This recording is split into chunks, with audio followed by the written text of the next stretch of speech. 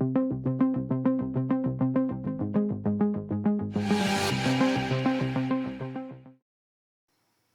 right, everybody. We are back here with Gary Osborn. We're doing podcast number 3 with Gary, and we're continuing the conversation about the Rendlesham binary code, and we're sticking on the Giza Plateau.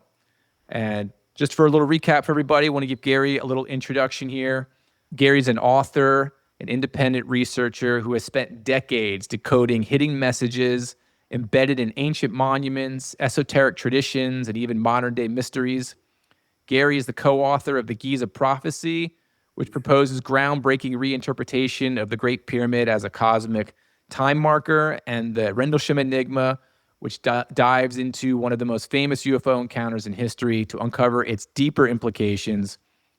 Through his books, his articles, his public talks, Gary weaves together archaeology, geometry, consciousness studies to reveal patterns that challenge our understanding of history and our place in the cosmos. So, Gary, welcome back to the show. Thanks, Matt. Good to be here. Did I really do all that? That's what ChatGPT said. Yeah, no, that's good. It's a good kind of summary. Yeah. So we're going to continue on. You and I have done 2 podcasts so far. The first one laid the groundwork for the Rendlesham UFO event. And the second one we did took the binary code that was given to Staff Sergeant Jim Penniston, and we went to Egypt where that nondescript location was there. And we started looking at the connections you made given that point. And today we're going to expand upon that. All right, so we're going to go ahead and continue on with part 3, Giza Diagonal Processional Timeline.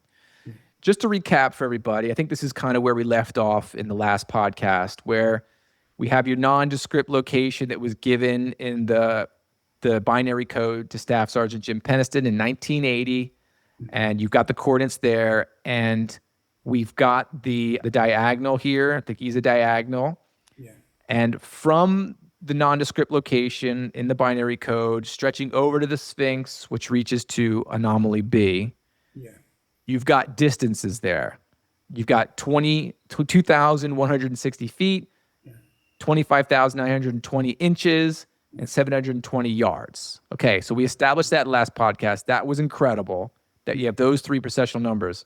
And then you're also showing here from the binary code coordinates to the Giza Diagonal going laterally, you now have half of all those numbers. So you have 1,080 feet, you've got 12,960 inches, and you've got 360 yards. Yeah. Perfect numbers, perfect processional numbers. Do I have all that correct? Yeah, so you've got 3 processional numbers in the longer distance and 3 processional numbers in the shorter distance, which is exactly half the distance of the heading line going from the Giza cornerstone code to the Sphinx. You mentioned anomaly B, but we haven't actually got to that yet because we haven't actually discussed what it is that the line is pointing to on the Sphinx or under the Sphinx.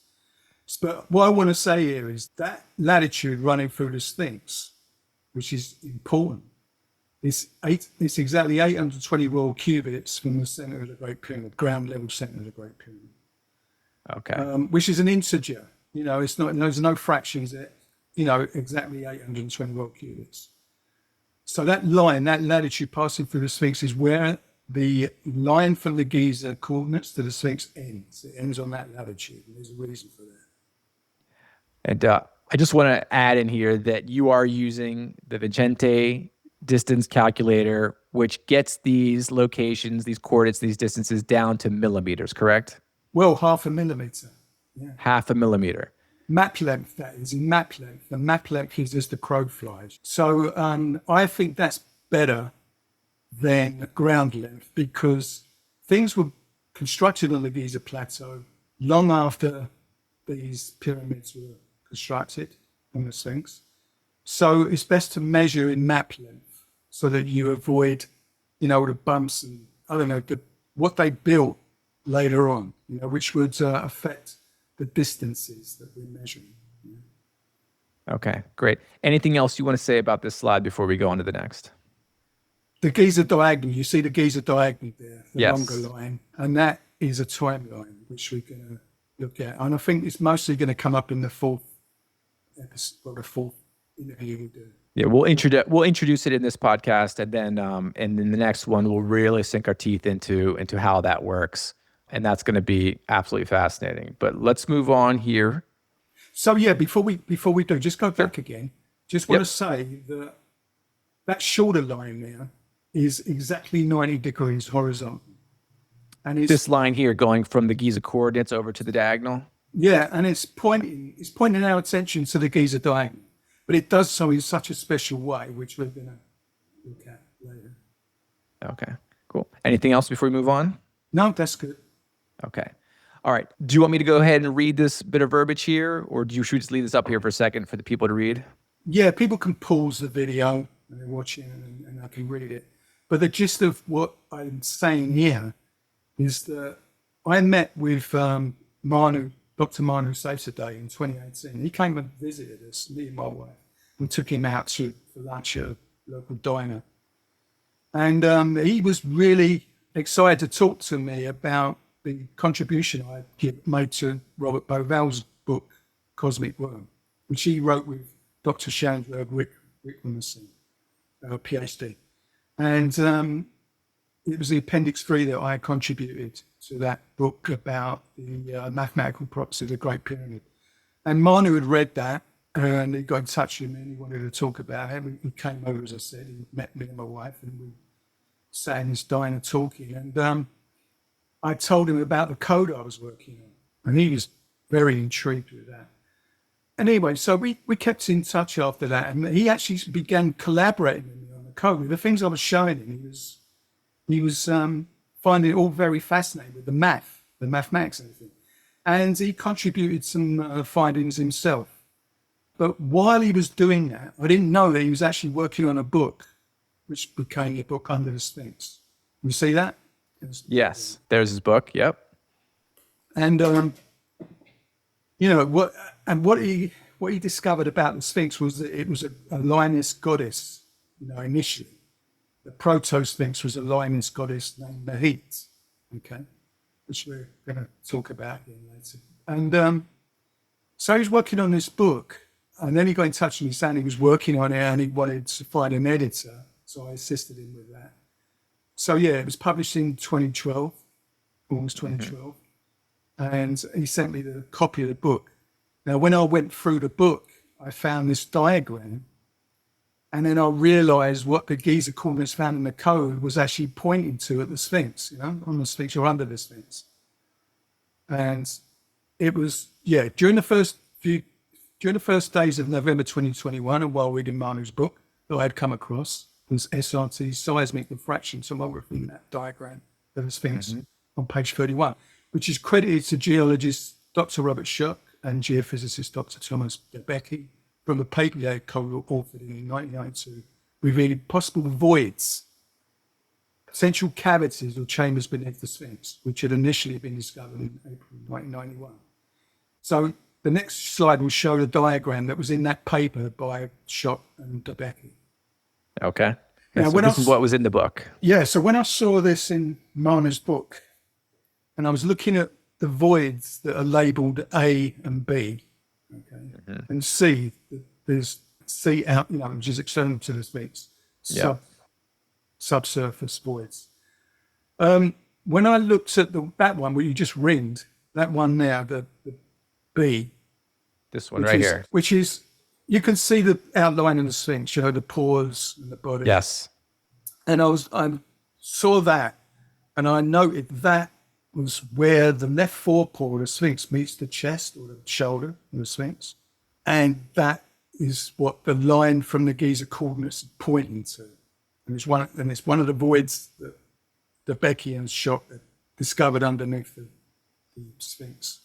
So this was one of the voids they mapped using ground penetrating radar, GPR, and they did this back in the 90s, correct? Yeah, in 91 they did that, and they came out with a paper in 92. People tend to focus on anomaly A, which is on the paw, on the left forepaw. On the left paw itself, yeah. They tend to focus on that. as being a possible chamber under the Sphinx. But of course, they found these voids under the body. You know, that one there, B, which is what I'm saying it is corresponding to, and also B on, you know, the south flank of the body. And they noticed that there was a channel that was leading from that B we just ringed through the other B to anomaly A. There seems to be a channel or corridor under the Sphinx that's connecting those three voids. But that was the one I was interested in, is what the Giza coordinates are pointing to, as if to say that that might be a kind of entrance exit point for the underground chamber or whatever's under there. Okay. And then in this next, are we ready to go to the next slide? Yep. All right. So now this next slide, this is the same top-down view of the Sphinx, but now we can see this a little bit clearer, and you've drawn some lines on here. And just so I know this and I can explain this to the audience, this line going here is from the Giza coordinates that were given in the binary code, stretching down here, and this is where it touches, kind of at the top middle of this box of anomaly B. And then you also have three other latitude lines slicing through the Sphinx. Yeah. Do you want to talk about those real quick? Yeah, those east-west latitude lines are important. So the one that's passing through anomaly B and anomaly A in the north there, you know, where the left four is, that's the line which is exactly 820 royal cubits from the center of the Great Pyramid, the ground level center of the Great Pyramid. Okay, so that's going down here. This is from the ground level center. That's 820 royal cubits. So that's that latitude. The other latitudes I will mention here, that the one in the center is actually the center of the body of the Sphinx, which is defined by, it goes through the center of the head. You know? Okay. It's not exactly between the two paws, but because the head is kind of offset a little bit to the south, it's running through the center of the head. So that would be the Sphinx center line. And I've got the numbers for those coordinates there. And then the one at the bottom there is the equinoctial line, which is the line where the sun rises and it sets at Giza, you know, during the equinoxes, during the spring and autumn equinoxes. Okay. And what it is, you see, the Sphinx was sculpted from bedrock that was already on the Giza Plateau. And it's as if they carved it into a line S so it would mark the equinoctial line. So it's not centered on the equinoctial line, but it's the south edge of his body is on that line. And that's an important line at Giza, the equinoctial line. As I said, it's associated with the equinoxes, which is important. And as well as the solstices, they're important as well. We'll get to that. Okay. And this line going through anomaly B and anomaly A called the Sokar latitude. We're going to talk a little bit more about that in the next couple of slides, right? Yeah, there's a reason why Manu and I called it the Sokar latitude. Yeah, Zokar or Sokar, which is okay. And we're going to get into that here. Ancient Egyptian deity that was associated with the underworld, and he was like a precursor. He was like a pre-incarnation of Osiris, the god Osiris. He shared the same attributes, kind of god of the dead, Osiris, but he was a pre-dynastic god. You know, came before the dynastic eras of Egypt. Okay. Is there anything else you want to say about this slide before we move on? No. In fact, I'm getting ahead of myself by talking about Sokar at the moment. That was my fault. I queued you up on that one. That's all right. Okay. So now we're here on this line, and we've got three different measurements, all from the Great Pyramid G1 here. So that's Sokar line. So that's to the Sokar line that we were just talking about. So we're going to dig into that a little bit more, but I think it's important that you found these whole numbers that are in royal cubits, correct? So we've got 1040 royal cubits, 820, and 600, all going from the equal sections of G1, which is the Great Pyramid of Egypt, correct? Yeah. The three key points of the Great Pyramid, which would be the north edge of the base, the original north edge, which is 1040 royal cubits to that line passing through the Sphinx and anomaly B, anomaly A. It's 820 from the center, again, the ground level center. These are all ground level, by the way. And the south base edge, the original south base edge, is actually exactly 600 royal cubits. So they're all integer numbers, no fractions. They're all neat integers, which shows that line must be important. Yeah? And let's reiterate that line, that's this SOCAR line that's going through the Sphinx. That's not slicing the Sphinx in half. That's the line that's going through anomaly B and A, correct? Yeah, Okay, which so that's important. it seems to be pointing to something under the Sphinx at that region. Okay.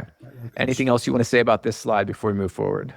No, but as I worked all this out using the Vincenzi distance calculator, I did the measurements in meters first, which I then converted to raw cubits, and I used the conversion factor of 0.5236 meters, which is the raw cubit I would say is the real unit that was used in the construction of Giza. So yeah, we'll get onto that later. But Yeah, we could do a whole podcast on the Royal Egyptian cubit. Yeah, that's an important point about the raw cubit, because what it does, the raw cubit, it was derived from the meter, right? And people say, how did they know about the meter? But there is a logical answer to all this. And it was derived from the meter. So if you take a 1 meter diameter circle and you divide that into 6, the circumference into 6 sections, like a pie. You divide that into 6, you'd get the raw cubit. The arc lengths. Each one of those arc lengths segments are raw cubits in length, 1 raw cubit in length. 0.5236 of a meter. And that circumference of a 1 meter diameter circle would be pi. It would be pi 3.14159, whereas, but you would approximate it to 3.1416, okay? And then you divide 3.1416 pi by 6, you get 0.523, which is in meters, would be the raw cubit. Perfect. Okay, good. Let's move on here. All right, so here you're showing a depiction of the front of the Sphinx, and where you're denoting L and M here on the screen, you've got an inscription here. So let me just read what's on this slide real quick. Sure. So it was on the front stone surface of the second digit on the left paw of the Sphinx that an ancient Greek inscription once existed, as shown in the drawing below in the area marked M. So we can see that here. It's on that second little paw here, and you can see part of the inscription. Yeah. The inscription said to have been inscribed at the time of the reign of the Roman Emperor Septimius Severus. Yeah, Severus, yeah.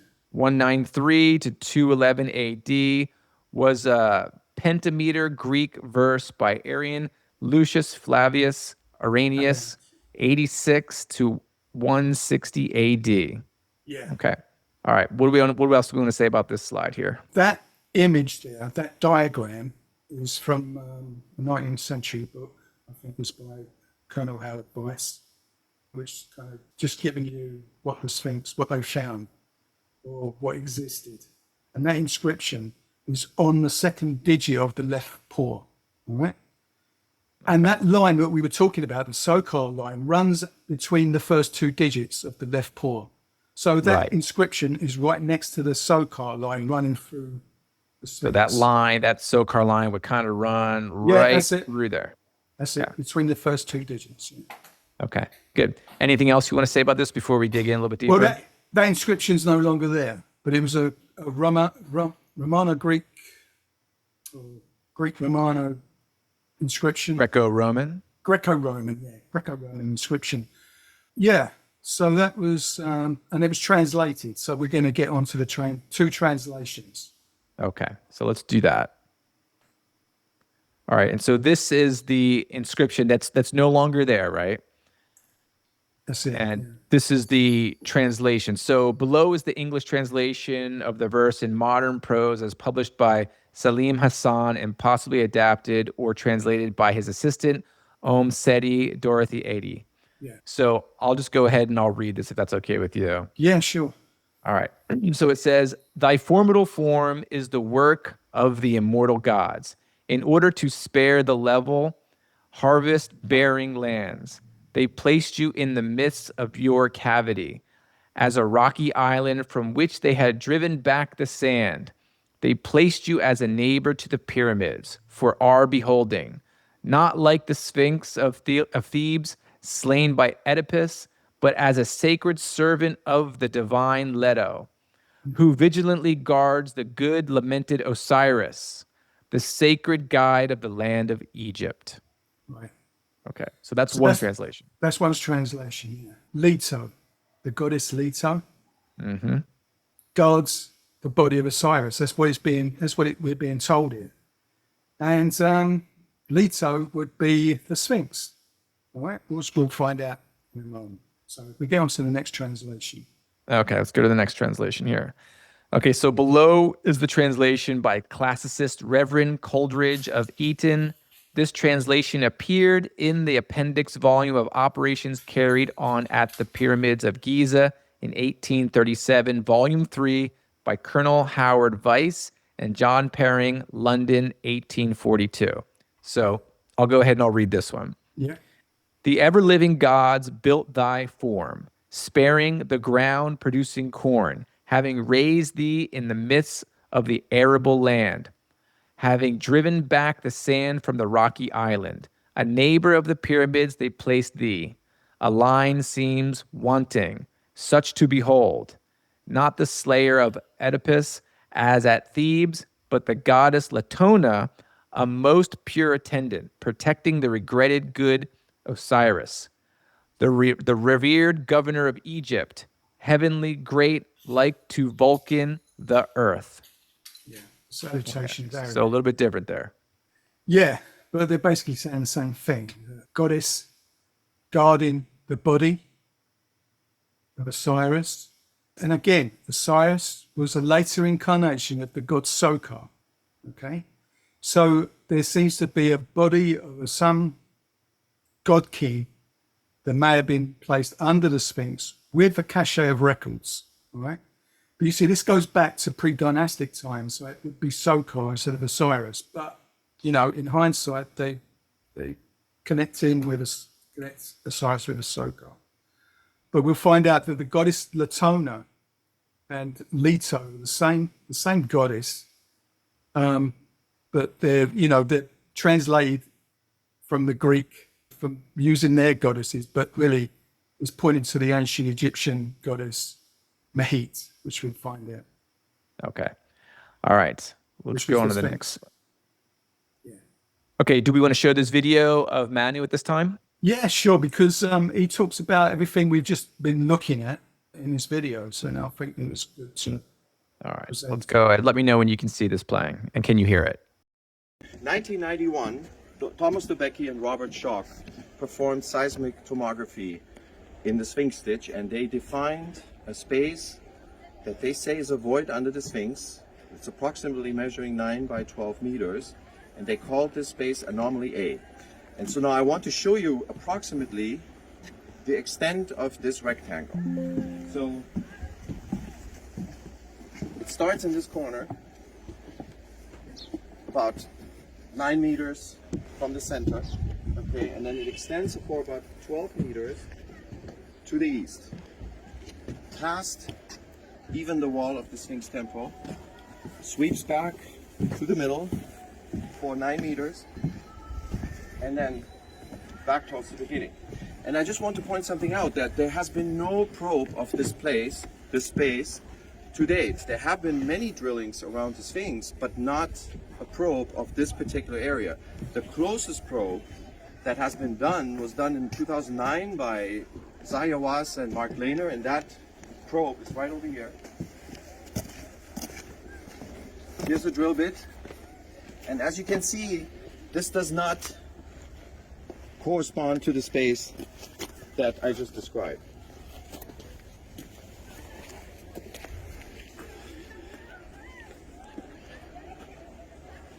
And so what we need is to settle this once and for all, is another drilling experiment into this area. And I think the best place to drill is right here on this line between, if you count this as a toe, the thumb so to speak, then this would be the second and this would be the third toe. And the web space between them is where the pyramid texts tell us that Zokar of Rostau is sitting, okay? So it would be someplace along this line within this rectangle where I would recommend the drilling is performed. So what is this line? In the pyramid text, when you walk into the antechamber of the Pyramid of Unas, To your left, which is the east wall, there are 36 text columns. And you read this from south to north, in the 26th text column, there's the mention of Zokar of Rostau. One of my friends, Gary Osborn, he's a well-known author. The most recent book he's published, Rendlesham Enigma. So what Gary has done, he has taken these 36 text columns and imposed them on the frontal expanse of the Great Sphinx, sort of like a CAT scan. He's basically divided the Sphinx into 36 slices, and we wanted to know where the 26th column falls, the one that mentions Zokar. And it happens so that that slice exactly falls on this exact line. And a confirmation that this is a significant line is the fact that from this line, if we go exactly north on the meridian, we intersect the east-west axis of the Great Pyramid at 820 cubits. 820 cubits is 10 times 82 cubits, which is the height of the King Chamber in the Great Pyramid. It's the height of the Pyramid of Unas. It is the 82nd column where we find in the sarcophagus chamber a cryptic mention of Mehit. So there is something about 82, but what is that? Well, 82 is what the eye can count on in the night sky for the moon to return to exactly the same spot where it begins, on the ecliptic. So 82 has a lunar significance, and that is why I think that all of these messages, numerical and verbal word messages, are sending us to this place right here. And to underscore the importance of this place, all we have to do is go to the Dream Stela, which is between the paws of the Great Sphinx. And there what we will see is an inscription that tells us that this is a holy place, the most sacred place in all of ancient Egyptian history. This is the place of the first time. And so this is now what we're going to look at on the Dream Stela, to exactly look at the text that tells us how important this place is. So just to recap that real quick. So that was Manu Saves the Day at the Sphinx and showing the original drill site that Zahi Was did that was not at the location where everyone suspects that this location is, this holy of holy places under the Sphinx, where possibly this ancient guardian, this ancient person, Osiris, possibly before him, Sokar, correct? Is maybe buried. Yeah. And also possibly some very important records about maybe pre-dynastic Egypt are down there, and who knows what else, right? Probably an amazing find is there. Okay. So what was deposited under the Sphinx? Yeah, we'll get to that. Okay.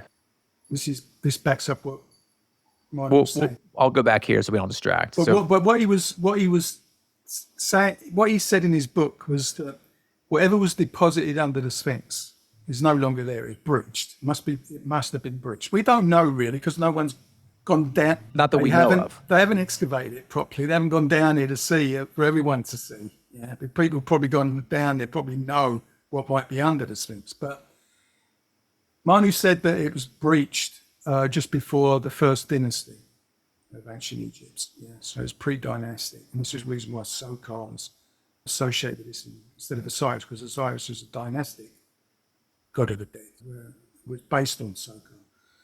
So it may have been breached. And what Manu was saying is that it held so much knowledge in these records, most likely the knowledge of precession, astronomical knowledge and the knowledge of precession, which is why the intelligence behind the code made sure that the Giza coordinates they selected, the location of the Giza coordinates, when you draw a line from those Giza coordinates to that point under the Sphinx, under the forepaw, it'd give 3 precessional numbers, because the knowledge that was probably deposited under the Sphinx was knowledge of astronomical knowledge of precession.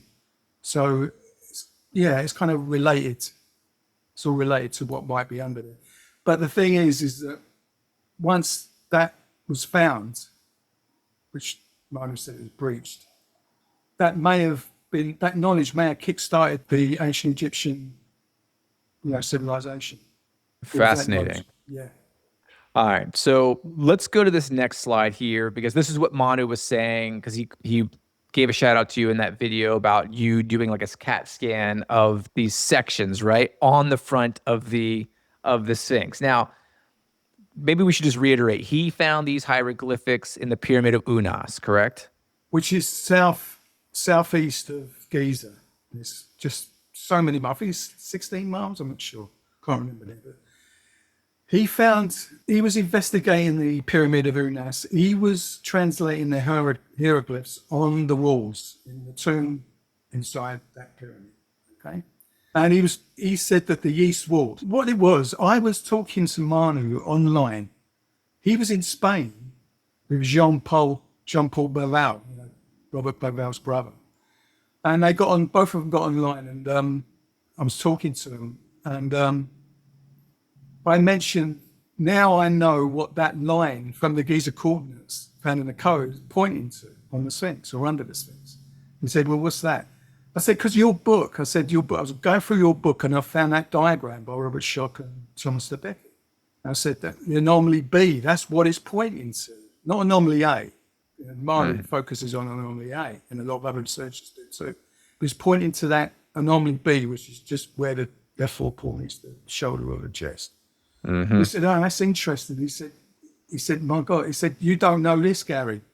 That, where the anomalies are, on the left foreport, there's a latitude that runs through there. I said, yeah, 820 royal cubits from the center of the Great Pyramid. He said, right.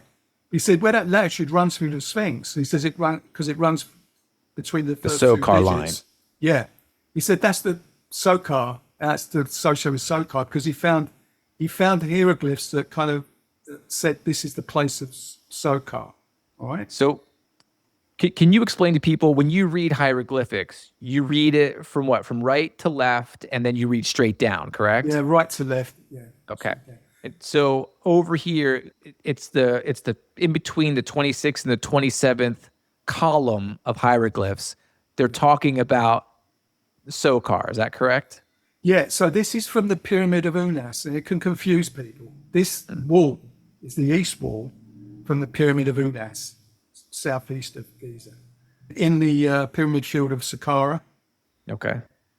And he was translating these hieroglyphs. He was deciphering them, actually. He has his own methods of deciphering the hieroglyphs. And I think he's correct on a lot of them. So he was going through these 36 columns on this east wall, and he found that there's the 26th and 27th columns, which is where Sokar is mentioned. And also Unas. Unas takes on the identity of Sokar, right? And goes to the place of Sokar, which is in Giza, which is under the Sphinx. So if you take that wall, you take that image of that wall with the 36 columns, and then you superimpose it over the front of the Sphinx, so that it's lined with sides of its pores, you'll find that where those two columns of hieroglyphs which mention Sokar, the place of Sokar, is right where that latitude runs through the two digits of the Sphinx. So you're go ahead. Yeah, I was just going to say that this is what's confusing. That's the east wall. Okay, so you're looking east at that wall. Okay. And the Sphinx is gazing east. So you have to turn it around. So as if you turn it around. Because you're looking at the Sphinx, where you're looking westwards. But that's where those two columns would come out on either side of that line, that latitude. That makes sense. So you're just reflecting it over there. Yeah, and looking at this, which it's shown that the line is like in the air there, but it's actually running along the ground level. Yeah, it's just the way I had to kind of. Yeah, show. that makes sense. It's just like a planar line kind of going through the toes there. But what's intriguing is that if you superimpose this over the way you did it, that the 26th, 27th line goes right there, and those hieroglyphs between the 26th and 27th line are talking about Sokar. All right, so that's an interesting connection there. Doesn't seem to be a coincidence. That's kind of wild, right? Yeah, if you can, I don't know whether you can zoom in on the hieroglyph, the translations of the hieroglyphs at the bottom there. Yeah, let's do that real quick. Let me just zoom in a little bit. Okay, let's do this here. Actually, no, that didn't work. Hang on, let's try this. Okay, so we've got here. If they're both saying the same thing, it's just Okay. it's just the perspective. So what it says, Unas is Zokar of Rostau. Yeah, That's the 26th column. And then in the 27th column, we have Unas makes, what does that say? Off to the place of Zokar. yeah, that's it. Interesting. So that's the literal translation there. So when it's saying that Unas makes off to the place of Zokar, it means he's going, his spirit is going to Giza, where the cavity underneath the Sphinx, the cavern or whatever is under there, is the place of Zokar. It's where his body may have been placed. Interesting. Which would be Osiris as well. Okay, so that's fascinating. Is there anything else we want to say about this? Because that's another nod to that line that you found. But really, this was all down to Manu. It was his interpretation of it was him who actually said that the east wall inside the pyramid of Unas can be projected onto the Sphinx. That was Manu's discovery? Really, yeah. But I just did the artworks. He told me online about this latitude. And I said, yeah, that's right. It's what the Giza coordinates are pointing to.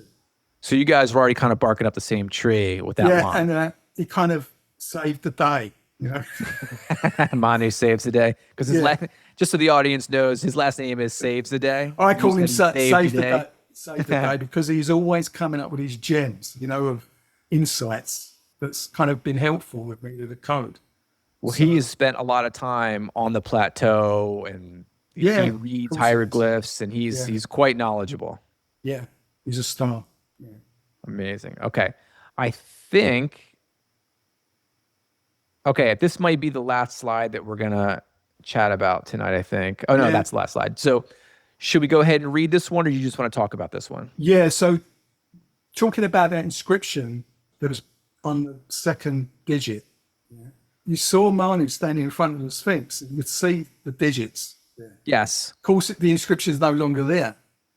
Yes, so, but Robert people Temple wrote about it. Yeah, Robert Temple, he mentions it here. Okay. In the Sphinx Mystery in his book. Yeah. Okay. Do you want me to read this off the screen here? Yeah, sure. Okay.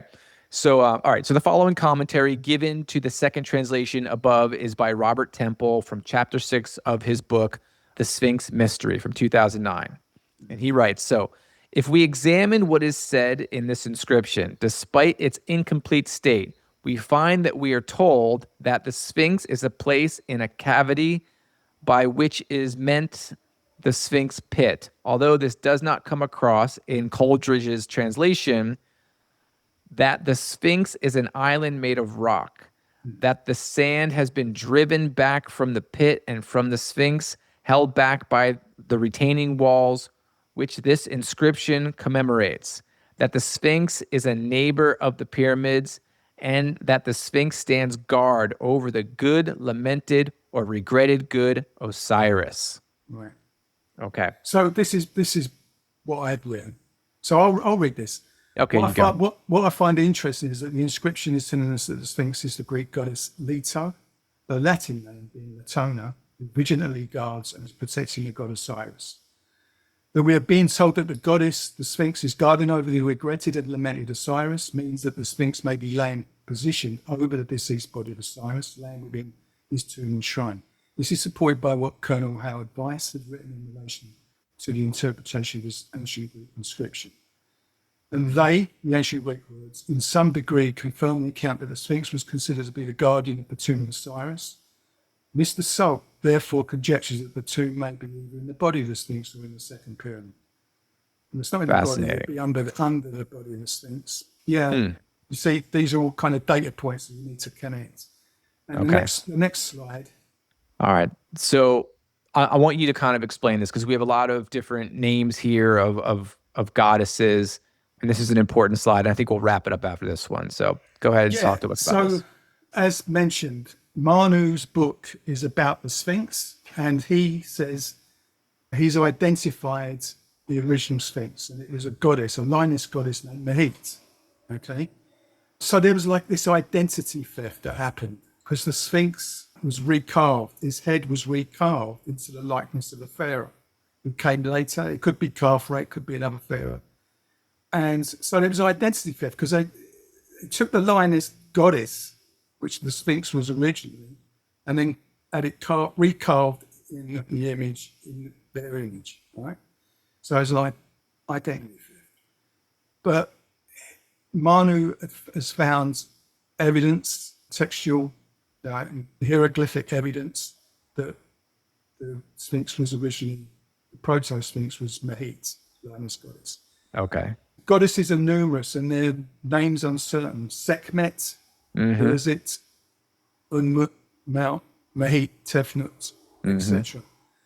So this goddess Hathor was linked with transformation, was identified with Mahit, a protective goddess, with Sekhmet, Bastet, Mount, and others, but quite often with Hathor, as in the Book of the Heavenly Can, which Hathor herself is transformed, as well as the universe and the man's relationship with gods. So really, basically, what this is saying is that these lioness goddesses you could syncretize them all into one, which Manu has identified as Mahit, right? Which was the original Sphinx. What this reveals is that Arian knew that the Sphinx was originally a goddess in Leonine form. By informing us that the Sphinx was the Greek goddess Leto, leads us to the goddess that the original carving of the Sphinx was meant to represent, being the ancient Egyptian equivalent, which of course was the lioness goddess Mahit. The above associations reveal a connection between the pre-dynastic lioness goddess Mahit and the god Sokar of Rostau. And Rostau is the ancient name of Giza. And I watched a video the other day with Robert Edgar Grant and is it a Marlon name? And he was talking about Rostau, saying that it's the name Rostau is made up of rose and tau, rose and cross. So it's the rose cross. Rose cross. I'd already come to that years ago, but it's good to kind of see. Only recently someone's been mentioning that. And I did kind of have a discussion with Manu about that, and he didn't agree with that, about it being Rostau being rose cross. But I think it's something else? Yeah, no, he didn't, but he says that's kind of very speculative and kind of telling us kind of link. And I said, no, but when I really did a deep dive into it, and I found references and quotes that just show that that's what it means. Rose cross is where the rose cross comes from. Very good. But we'll get onto that later. Okay. Is this the last slide? I think this is the last slide. So can you see me back now? Yeah. Okay. Yeah, I mean, so that's the last slide. I want to give a little bit of a teaser, though, because in the next podcast, we're really going to dig into the Giza Diagonal and how you've shown that this is a timeline. And that's going to be an absolutely wild podcast. I can't wait to dig into that with you. Is there anything else you want to say about this podcast that we did?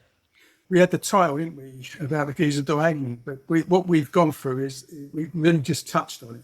But it's coming up in section 4, which we're going to be doing in the next interview. But you see, originally all this was one presentation. That's the reason why we got the title of the Giza Diagonal. We've just been talking about the Sphinx, really. But this is what it's leading to. It's leading up to the Giza Diagonal. It's been a timeline. And I just want to go ahead. Yeah, yes. I just want to add, and this is another teaser. But you see, all what we've been showing so far is just the tip of the iceberg, because that line from the Giza coordinates to the Sphinx, if you take that line, the exact same line, the same heading, because that heading is 115.46 azimuth. Let's just pull this up real quick, because this is a good little teaser here. Hang on. All right. Can you see it? Yeah. So okay, that line going from the Giza coordinates to the Sphinx, those 3 processional number distances, if you take that line in the opposite direction, if you follow that line in the opposite direction, it goes all the way to the Azores. Okay. The Azores have been theorized to be the sunken landmass of Atlantis, and that the islands of the Azores are the peaks of the mountains that submerged. All right. So that's been an ongoing theory, and a lot of people, I think it's, what's his name? Randall Colson. He believes that the Atlantis was where the Azores are. It could be the Canary Islands as well. It could be all that kind of region in the Atlantic. But the thing is, it not only goes to the Azores, it goes right to the center of San Miguel Island, right? Which is one of the islands of the Azores. In fact, it's one of the largest islands of the Azores. It's got 3 volcanoes on it. But that island is 290 square miles, right? In an ocean which is 41.1 million square miles. Right. So that line goes all the way to the center of San Miguel Island in the Azores, which is like finding a needle in a haystack. I mean, from that line, it's the same line, It's on that line. same heading. From the Giza corners to the Sphinx, it's 115.46. Is it? No, 41. 115.41 degrees azimuth. But you just add 180 to that because you're going in the opposite direction. It'll be 205.41 degrees azimuth.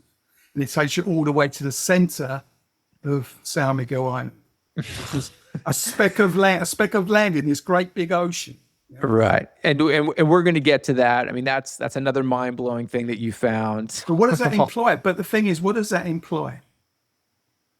Well, it implies that if you're looking in that direction, that something either came from there or that was the records under the heading Sphinx. of where those all started, sort of a thing.